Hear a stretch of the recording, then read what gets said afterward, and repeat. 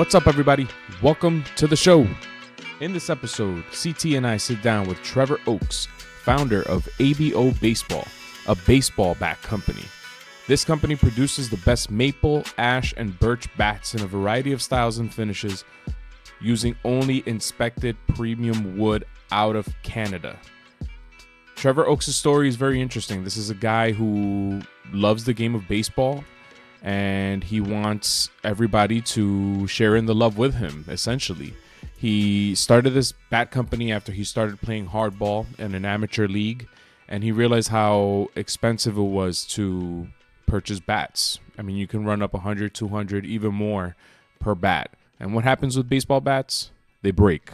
So he took his talents, got some wood, and created his own bat for his baseball league, and uncovered that he had quite a talent for it.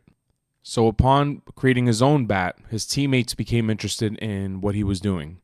So he started making bats for them. And from there, the word kept spreading and spreading and spreading.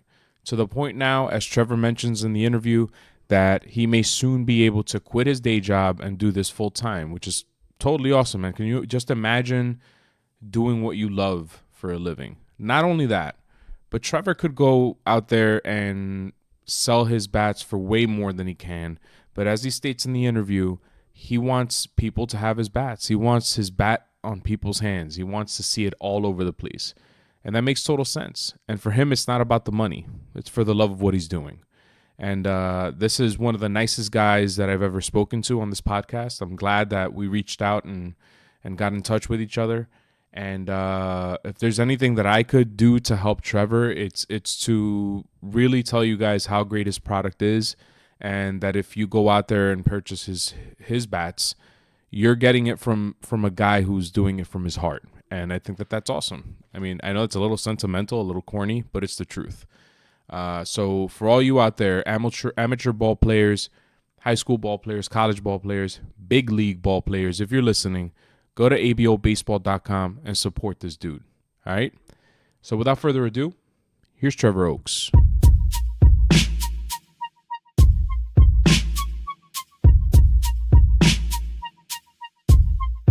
Is it ABO or ABO? It's ABO, ABO, ABO. Okay. People just call it whatever. I say ABO bats, Okay. ABO baseball, but it depends on what you say. It doesn't really matter, really. Does that stand for anything?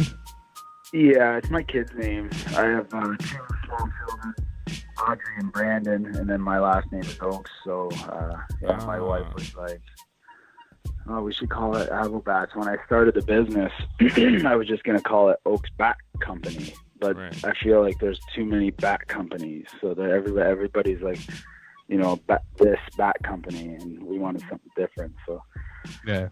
at first your I was like, I don't know if I like it, but yeah, it turned out. Yeah, and your last name kind of fits too because of the oak tree. I don't know if that even fits. Exactly. And so we're Googling the ABO Bats kind of name when I first started.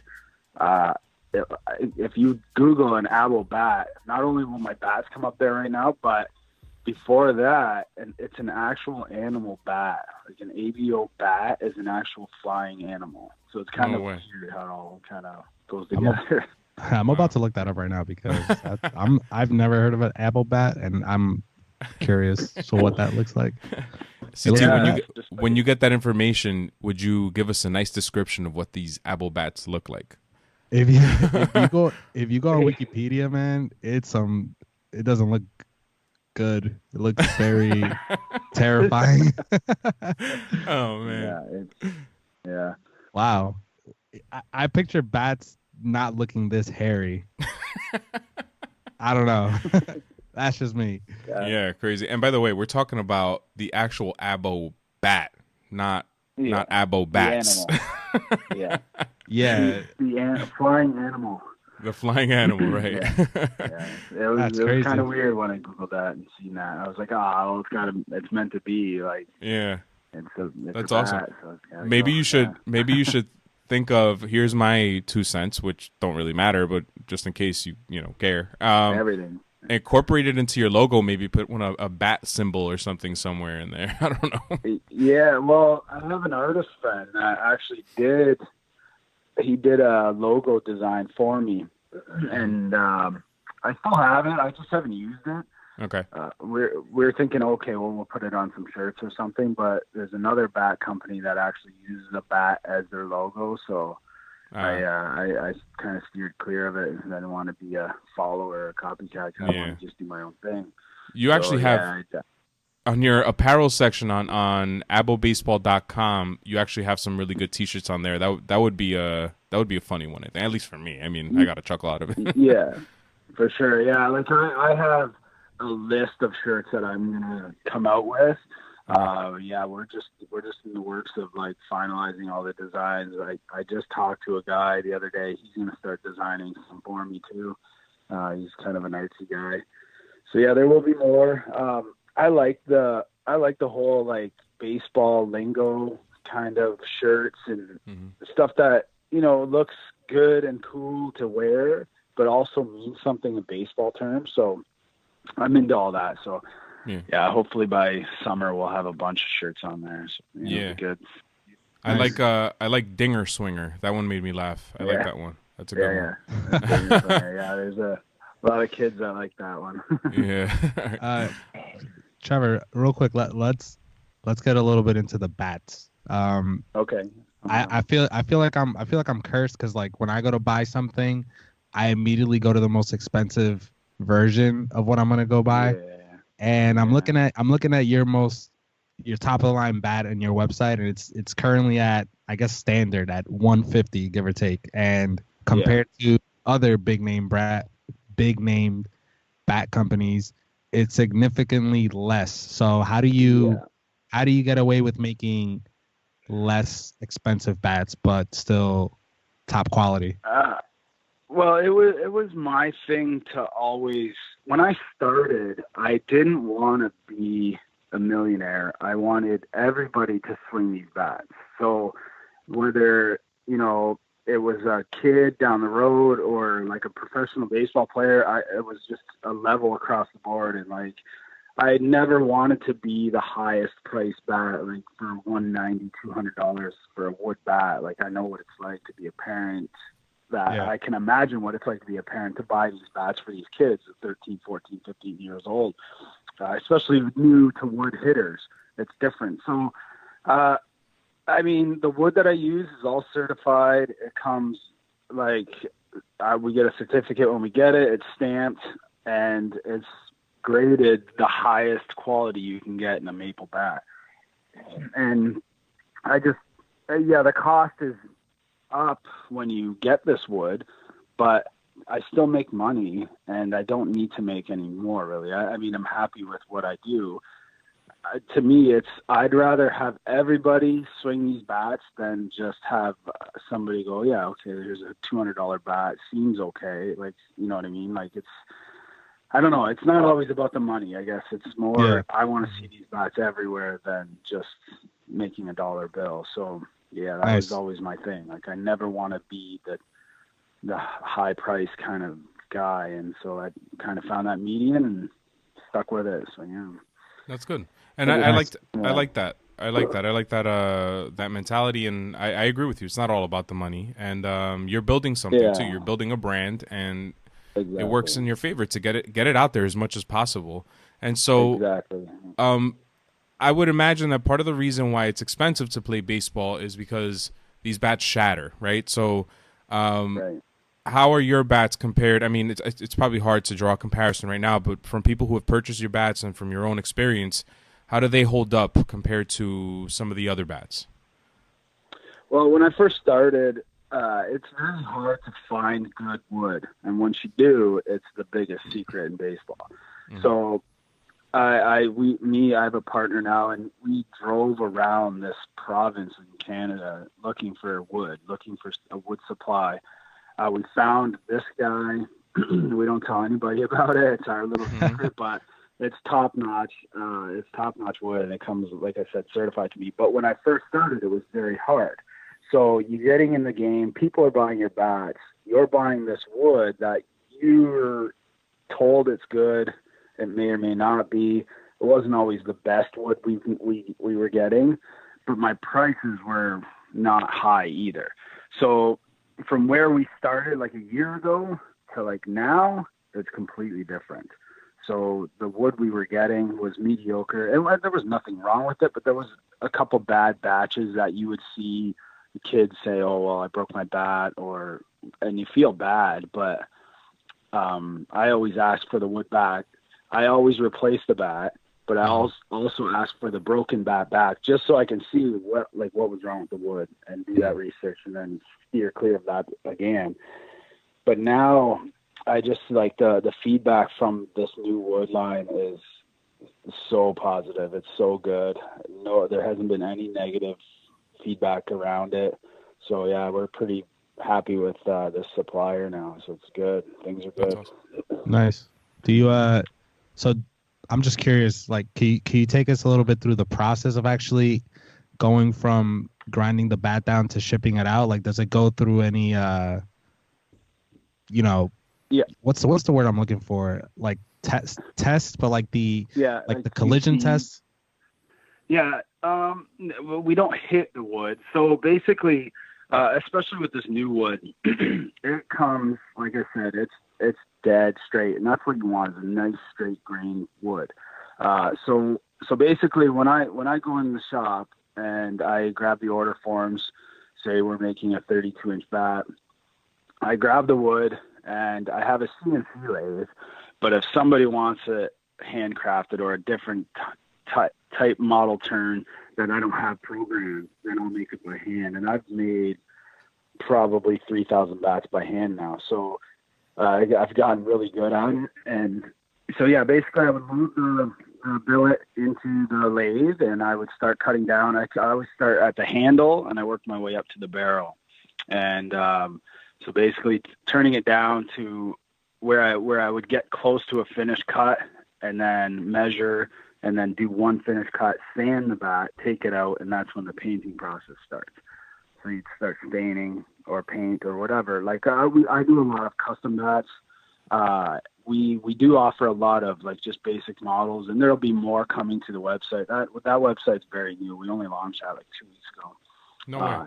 So yeah, like it was just 2 weeks. We used to have like a little Mickey Mouse kind of operation for the website, and we had this one made by my buddy John Brown and his company. But yeah, so the painting process, like especially with the custom bats, like there's no limit to any design. I welcome the trickier the design, the better to me, because I like posting pictures of bats that are out of this world. Just like, holy cow, look at this bat, look what he can do, kind of thing. And then it gives me traction, right? So yeah, but just basic bats, I tape them off, spray them, and then I clear coat them, sticker them, and then basically let them dry, cure, and then I give them one kind of look over, and then before I bag it to ship, I give it another kind of look over really good under the bright light, and we'll bag them up, box it, and ship it. So that's basically, I mean, it doesn't take long for me to cut a bat down. It's about 12 minutes by hand, and then painting, clear coating, you're 2 days into that because you want it to be dry and kind of good. And we've actually kind of, I'm not going to say he created it, but my buddy, he's a paint guy, and he found me this clear coat that dries really quick. So what we've started doing is, and it's been 3 weekends in a row now, we have players come to our shop, and I custom make them a bat as they're there. So they come in and they pick up we let them pick out their wood, and then we bring it over to the lathe, and I start cutting it, and then I'll call them over and see, well, is the handle good, or do you like this barrel? They'll put their hand on the handle and tell me, oh, they want a little bit more off, or no, it's good. And then it's a true custom bat. And then we paint it, clear coat it, and they can leave with that bat in 1 hour. So it's pretty good. Like, and the players love it because they're like, wow, like this is for me. Like, I got to pick the wood, and I got to watch it be made, and it's pretty amazing. That's awesome. And you're based out of Canada. Where exactly are you located? Your business. So I'm in Tillsonburg, Ontario. So Okay. basically, it's about an hour and a half southwest of Toronto. Okay. So just not too far from. Is your clientele primarily local, or do you sell a lot of stuff online? Yeah, like online, it seems to be picking up a lot of traction over the last couple months in California, a lot actually. Okay. But yeah, local kids. We'll do a bunch of like demo nights, like in the facilities here over the winter, and then we'll have like custom team orders, and they spread from Toronto to Windsor and surrounding area in Ontario here, but like a lot of online sales go to the U.S., so it's really, really good to get the bats down there. I'm happy about that. Florida, Texas, like I said, California, there's a ton of bats out there, so it's really good. Yeah, it seems like I'm picturing as a kid, had I been some sort of a CT, maybe you can comment on this more than I could, but like in high school, I could picture like a high school or a college baseball kid really enjoying that kind of experience, going into a shop and having your bat made custom for you at these kinds of prices. Do you offer that service for the same prices you offer them online, or would it be a little bit more? No, well, we thought about making it like a whole experience, and we will. So basically where we're at right now is we just moved into this big, huge facility, and we're getting everything set up, and we have a batting cage that we're setting up. And the idea is for the players to come in, pay a fee of whatever, and they're there until they leave with their bat. So they pick their wood, they see their bat made. As the painting and the drying process going on, they can go in the cage and swing whatever bat we have in-house. So that's cool. Like all our demo bats are lined up, and they can take hacks for 30 minutes or whatever, and then leave with their bat. So it's a pretty cool experience for them. There's a lot of good feedback with the kids that have come so far, and nobody else offers that. Like there's not one bat company you can go in and see your bat being made and, tell the guy, oh, this is what I like. And so it's a good experience for them for sure. Something else I noticed on your website that I've never seen in another bat company is that you get to choose your bat weight for a wood bat.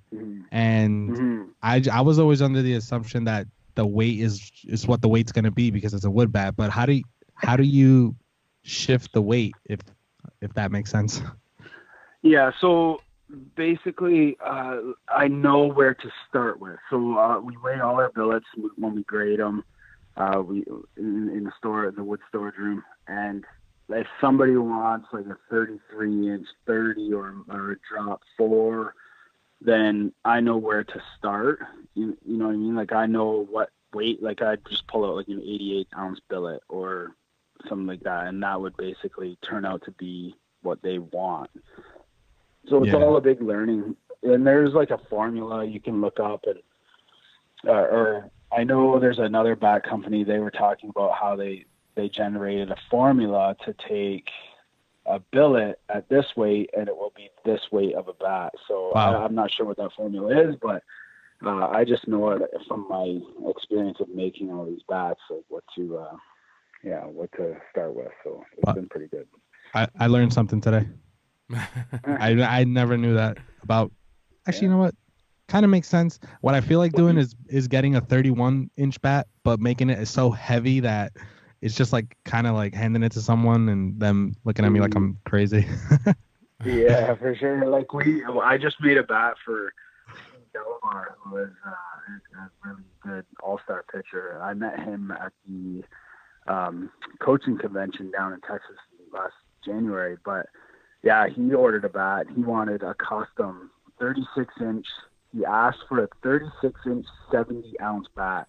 And I don't know if he was joking or not, but I made it for him. It wasn't obviously 70 ounces. That would be way too heavy, but it did turn out to be a 36-ounce bat. I made it as heavy as I could. So, yeah, he's been pretty happy with that. I didn't get to look like a log.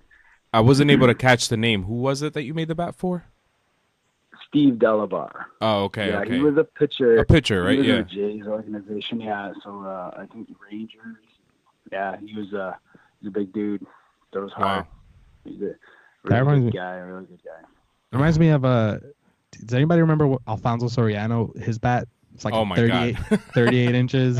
It's like heavy. Yeah, just monsters. Yeah, like It was it's bigger so than he weird was. because yeah, like I get a lot of like on demo nights. I bring all these bats for players to swing, and you'll have big guys that are like 18, 19 years old, and they'll want a 31 inch. It was always weird to me, like what? But they just want the speed. They just want the bat speed. They don't care. I can move in and out of the box. I just want the bat speed. So yeah, I just like literally seen that this year for the first time ever. Yeah, that seems to be a newer thing. That seems to be a relatively new, for me at least, a newer thing. We interviewed Doug Latta last year, who he's a hitting coach for guys like Josh Donaldson, so on and so forth. Cool, yeah. And he was saying that guys tend to want to get heavier bats because they want to kind of show off. I use a 33 ounce or whatever, blah blah blah, 34. I don't know what ounces people use. And he's saying it's better to use something, even if it's a 31, if it's comfortable for you to get that bat speed in. That's what matters. Right. So I can see why, with all the analytics and the launch angle stuff going on now, I can see why kids are looking toward that now. It's crazy.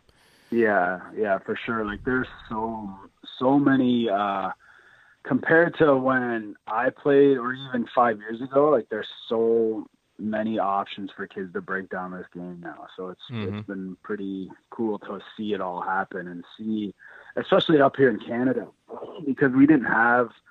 Like when I was a kid, there was nowhere to play baseball in the wintertime at all. You got to play 5 months a year, and that's it. So now that we have all these indoor facilities and kids can work out all year round, you're getting a lot higher profile baseball players out of Canada. So it's really, really good up here.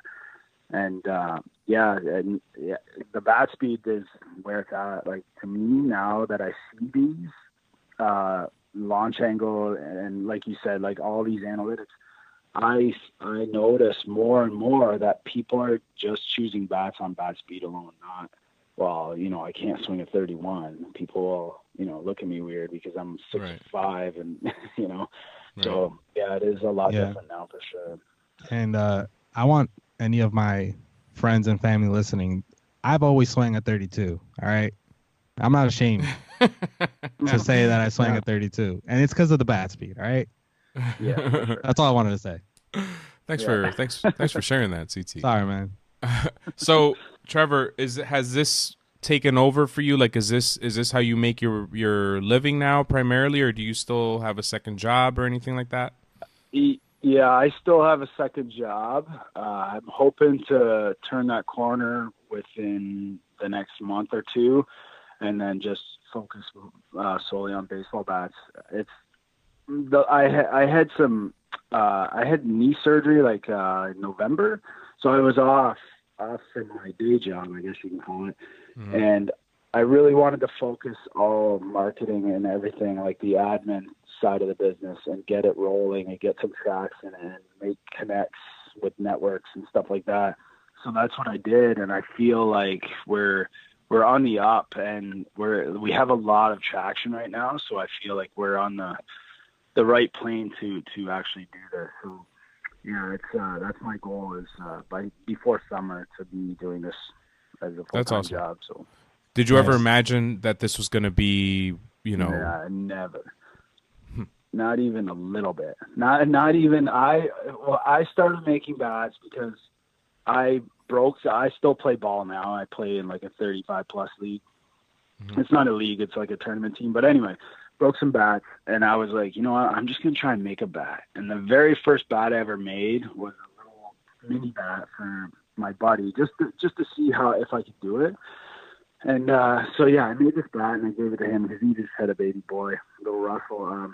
So I gave him the bat just for him, and he still has it. It's pretty awesome.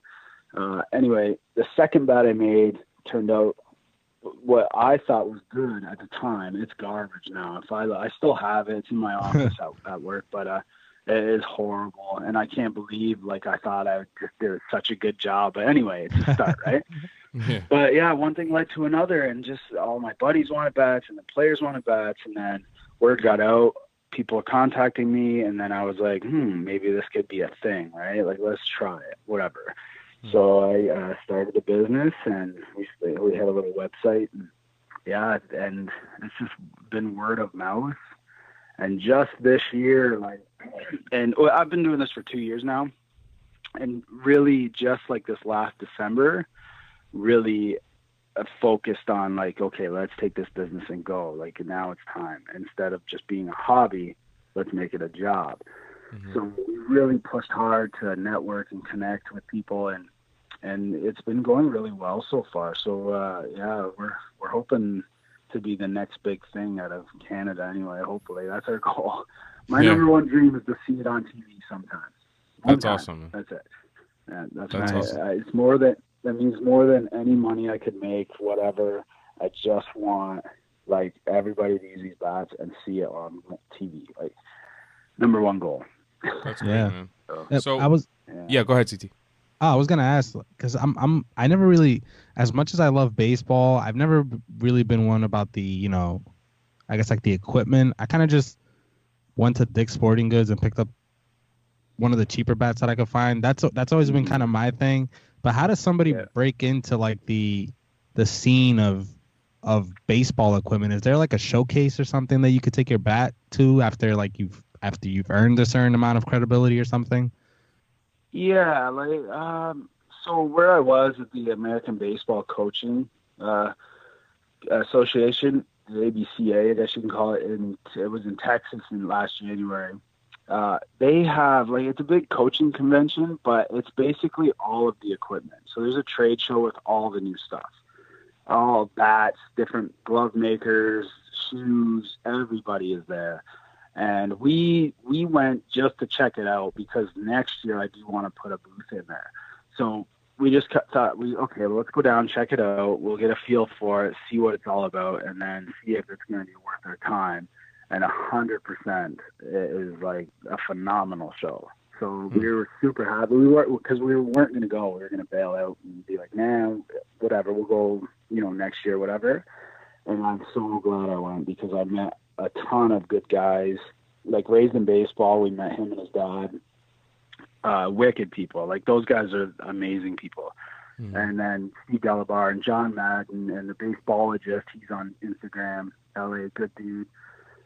His buddy Kevin. Like, we just got connected with all these people, and it just, from that point on, we've really generated a lot of traction in that area, like on Instagram and stuff like that. So it's been really, really good.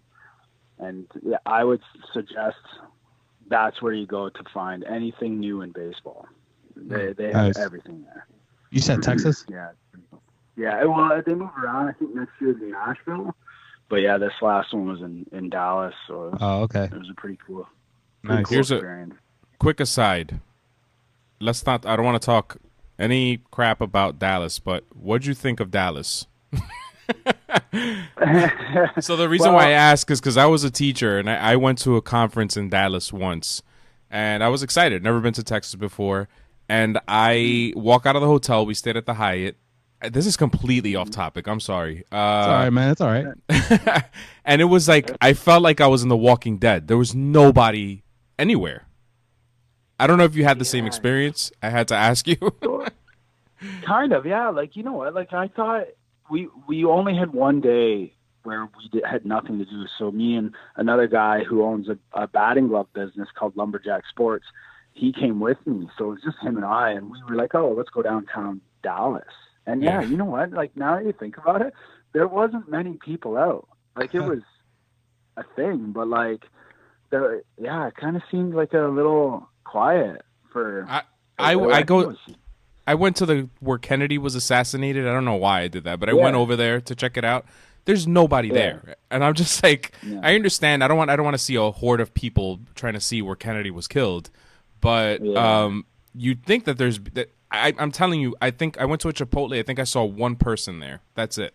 And I was like, this is crazy, man. But in the hotel itself, it was like a city with, I don't know. Yeah. That is not what I pictured. That is not what I pictured when I think of Dallas. Yeah, there's my aside. Sorry, guys. Yeah, me neither. Like we toured around. We got like these little scooter things to ride around on, but we ended up in like the Deep Ellum part at nighttime. Like we met up with a couple other guys and we went there, and it's like a little artsy area, and it was pretty cool. I didn't see much of it because we weren't there long, but it seemed pretty unique. Like I've never seen really any. It was like going back in time. And everything, it was like New York in the 80s. Like everything was neon and dark, and yeah, it was pretty cool. Bikers, everything, it was pretty cool. But yeah, Dallas, like downtown, like it was, like like you said, there wasn't a lot of people there. It was kind of weird. Yeah. So all right, I'm gonna try to gear this ship back in order here. Reel it back, if I can. I just want to understand what inspired you to do this. So what gave you the idea? I mean, you told us what gave us. You decided you wanted to make your own bats, but I mean, like there has to have been something more. Yeah. So making bats was fun for me. It was cool because me and my buddies would go out and we'd swing them, and they weren't very good back then, but whatever. It was still cool, right?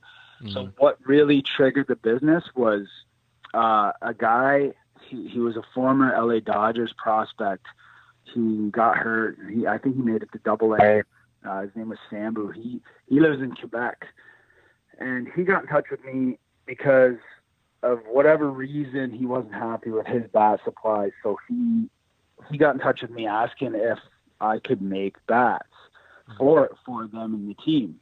So I was like, yeah, for sure. And we ended up driving out to Montreal to meet him and hold on, my little guys. And yeah, we met Sambu, and that's what triggered my business to start. Like I was just like, okay, well maybe this can be something. And yeah, so I ran with it, and it was good. And that's awesome. When it snowballed into being a business, I guess. And it was just that little trigger. Maybe this could be something, and it turned out to be something. So it's really, really good. We're happy with it. Nice. That's awesome. So that's where it went. So, all right. My young kids are just going to bed, so. It's all good. I got too loud. Oh, it's all good. It's all good. How old are your kids? Brandon's 4 and Audrey's 2. Yeah, I have a 2 and a 4-year-old too. 2 girls, Francesca and Margot. Nice. They're a handful. Yeah. Oh yeah, they're fun. That's for sure. Yeah, man. All right, man. We loved talking to you, man. This was fun. Could you tell our audience where could we find you? Give us your website, give us your social media handles. Where's the best place that people listening to the show could find ABO Bats or ABO Bats? Yeah, so just our website that just launched. It's like I said, it's very new. There's some tweaks we got to work out, but ABOBaseball.com. And on Instagram, it's ABO_baseball. Instagram's probably the best spot to see all the custom bats I've done, all the artsy kind of stuff. There's some, like I said, there's zero limit to these designs. So whatever you can imagine, we'll try and do. But yeah, and that's basically at Facebook. There's a page, ABO Baseball. But mostly the website, and all their info's on there. And if you need to get in touch, website, emails there, phone number. Okay. Anytime. Nice. Cool. We're always ready. So we have a lot of. We used to play for an amateur baseball team. I don't know if these guys are going to do it again. CT, are you guys doing it again? That has yet to. We have to have a discussion. We have to have a winter meeting and all that stuff. Yeah. So this is the perfect bat, guys. It's you're not going to spend an arm and a leg for it, and it's a good quality bat. So if you're listening, abobaseball.com. And Trevor, thank you so much for coming on the show, man. This was fun. Oh, yeah. Thanks for having me. It's been great. Thanks a lot. All right, man. All right, take care. Okay, thank you so much, guys. As always, Welcome to the Show is brought to you by Audible. Go to audibletrial.com/welcome to the show to get a 30-day free trial and a free audiobook download. We're talking anything from Baseball Cop, 90% Mental, or one of my favorite baseball books, if you're a baseball dork like me, Smart Baseball. They're all available on audible.com. If you don't like the book, you can return it and exchange it for something else completely free of charge. Also, make sure to visit WTTSpod.com/save to get extra savings on KD Custom Kicks and Top Velocity. You'll get 10% off if you use the coupon code WTTS at KD Custom Kicks and Top Velocity. All original music is by VM Varga. We also have some transitional music by Rapturnal Music at Naughty Productions. Our artwork is by Luigi Gomez. Once again, thank you to Trevor Oakes. Visit ABOBaseball.com for the best baseball bats out there on the market. And that's it, guys. Thanks for listening. Peace.